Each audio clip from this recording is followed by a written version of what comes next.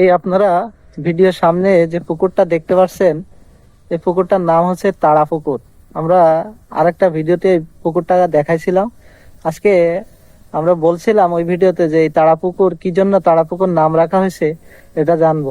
তো চলুন আমরা এটা স্থানীয় ভাইয়ের কাছ থেকেই এটা জেনে নিই, অর্থাৎ যাদের এই মালিকানা এই পুকুরের। হ্যাঁ ভাই, আসসালামু আলাইকুম। ওয়ালাইকুম আসসালাম।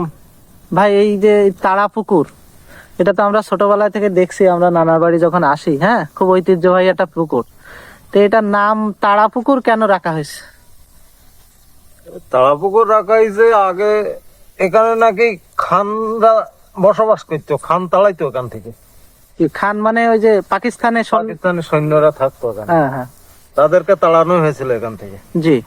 তার জন্য এই সেখান থেকে এই লোকে নামকরণ করে দিয়েছে তারাপুকুর। ও এখানে খানরা থাকতো, খানদেরকে এখান থেকে তাড়াই দিছে। হ্যাঁ, হ্যাঁ, সেই তাড়ানো থেকে তারা পুকুর। হ্যাঁ, নামকরণ হয়েছে।